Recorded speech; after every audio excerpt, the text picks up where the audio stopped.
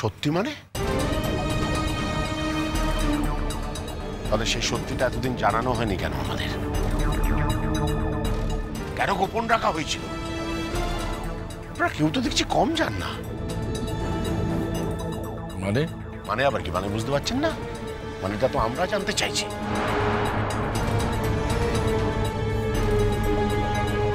একটা অনাথ মেয়ের সঙ্গে আমার ছেলের বিয়ে দিয়ে দিলেন বুজরুকি করে।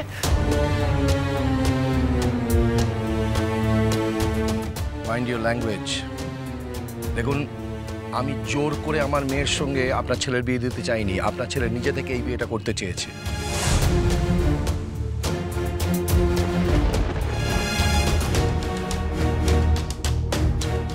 আর অনাথের সংজ্ঞাটা বোধহয় আপনার জানা নেই। যার বাবা মা জলজ্জান্ত এখানে দাঁড়িয়ে রয়েছে সে কখনো অনাথ হতে পারে না। ওর যবে থেকে জ্ঞান হয়েছে তবে থেকে ও জানে আমরাই ওর বাবা মা। আমরা হয়তো ওর জন্ম দিইনি, কিন্তু আমরাই ওর বাবা মা।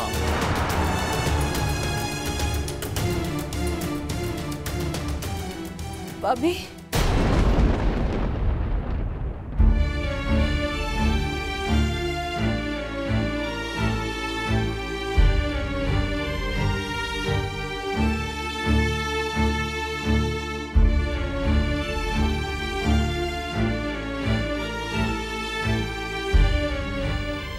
আমি তোকে সব কথা খুলে বলতাম মা। 2 বছর বয়স থেকে যে বাবা মার কাছে মানুষ হয়েছিস সে বাবা মা জন্মদাতা বাবা মা কিনা এটা জানার প্রয়োজন তোর আছে বলে আমি মনে করিনি মা।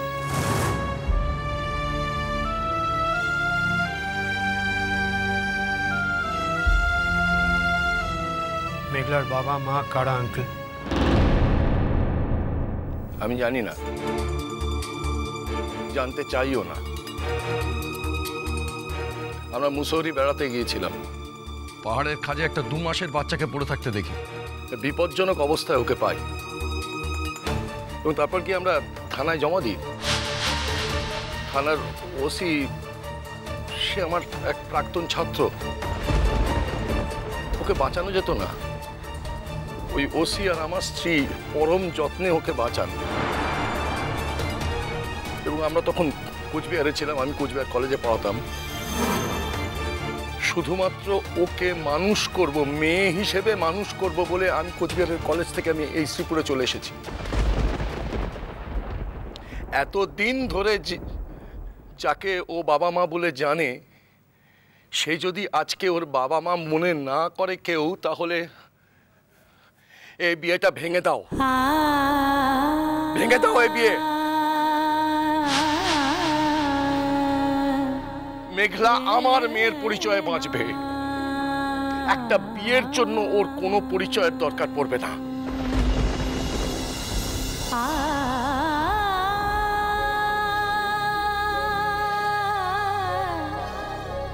কিন্তু এই কথাগুলো কি পাত্রপক্ষকে আপনার আগে জানানো উচিত ছিল না? এই আপনি একজন অধ্যাপক, একজন সৎ মানুষ, একজন বংশ পরিচয়হীন মেয়ের সঙ্গে আমার একমাত্র ছেলের বিয়ে আমি কিছুতেই দিতে রাজি নই। বিয়ে আমি ভেঙে দিলাম। সিঁদুর পড়াতে গিয়ে বাধা যখন এসেছে তখন এই বিয়ে অসম্পূর্ণ। আমরা ছেলেকে নিয়ে চলে যাব।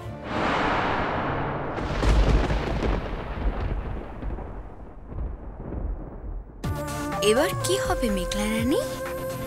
এত ভালো ঘর, এত ভালো বর, সব যে হাতছাড়া হয়ে গেল। কথায় বলে না, ঘুটে পড়ে গোবর হাসে। এও হয়েছে তাই। দেখ এবার কেমন লাগে।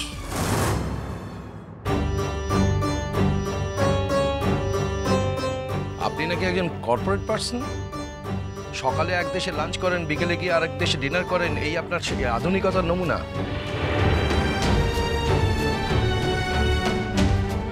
আপনাদের গ্লোবালাইজেশন। আপনাকে দেখে মনে হচ্ছে আপনি এইমাত্র পচা পুকুর থেকে উঠে এলেন যেখানে সূর্যের আলো পৌঁছয় না। থামুন মশাই।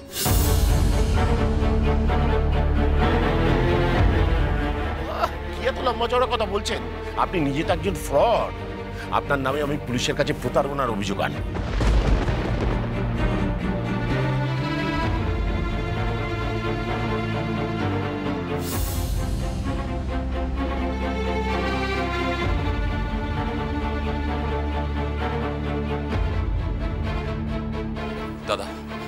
এবারে আপনি হস্তক্ষেপ করুন দাদা, ব্যাপারটা অন্যদিকে চলে যাচ্ছে, এরপর তো হাতের বাইরে চলে যাবে। আমি যে কি বলবো তাই তো বুঝতে পারছি না, মানে এত সব আশ্চর্যজনক ব্যাপারগুলো ঘটে যাচ্ছে না। আশ্চর্যের তো কিছু নেই দাদা, উনি একজনকে সন্তান স্নেহে মানুষ করেছেন, আর আপনাদের ছেলে সেই মেয়েটিকে পছন্দ করেছে, এতে ভদ্রলোকের দোষটা কোথায়? এই যে অবিন বাবু, আপনি আমার স্ত্রীর বাপের বাড়ির পরিবারের লোক, আমার স্ত্রীরও যথেষ্ট ঘনিষ্ঠ, কিন্তু আমাদের পরিবারের ব্যাপারে আপনাকে উপদেষ্টা হতে কে বলেছে শুনি? খবরদার অমিতাভ। দাঁড়াও মালবিকা, আমাকে কথা বলতে দাও। অমিতাভ বাবু, আমি এখন এখানে মালবিকার বাপের বাড়ির লোক বা মালবিকার সঙ্গে ঘনিষ্ঠ সেই সুবাদে কথা বলছি না। আর ব্যাপারটা তো শুধুমাত্র আপনাদের পরিবারের গণ্ডির মধ্যে আটকে নেই, ব্যাপারটা এখন পাবলিক হয়ে গেছে। আপনারা একটা মেয়ের সামনে তার বিয়ের আসরে তার জন্ম বৃত্তান্ত নিয়ে ঘাটাঘাটি করছেন, আর বিয়েটা যে আপনার ছেলে নিজে পছন্দ করে করেছে সেটাই তো বলে যাচ্ছেন। আর সব থেকে বড় কথা হচ্ছে, এই মেয়েটি তার জন্ম বৃত্তান্ত, তার জন্ম পরিচয় এই মুহূর্তে জানতে পেরেছে।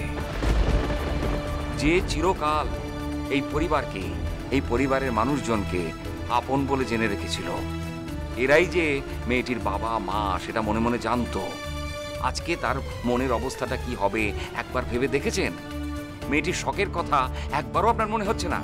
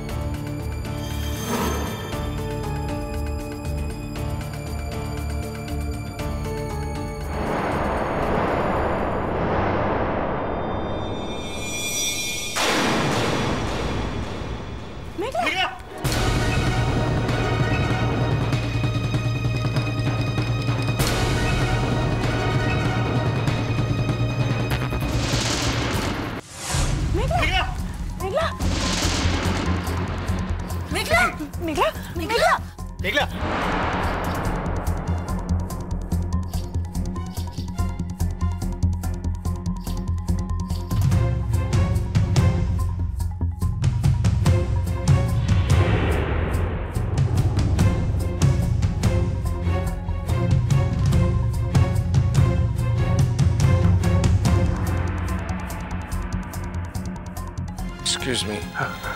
Excuse me.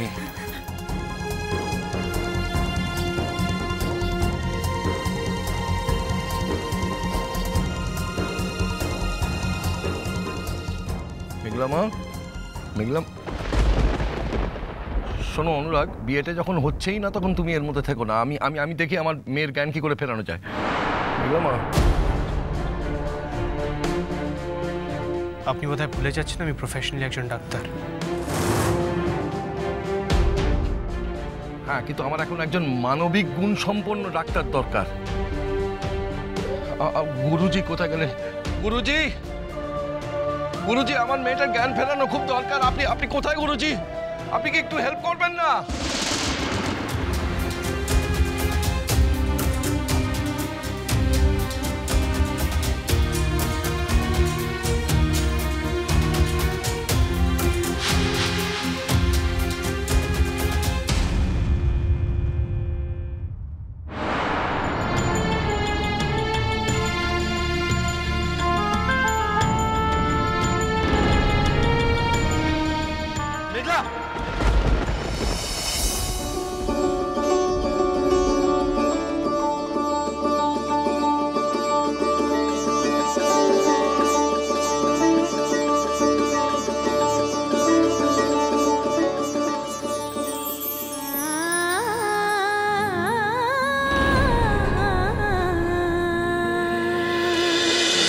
पीछे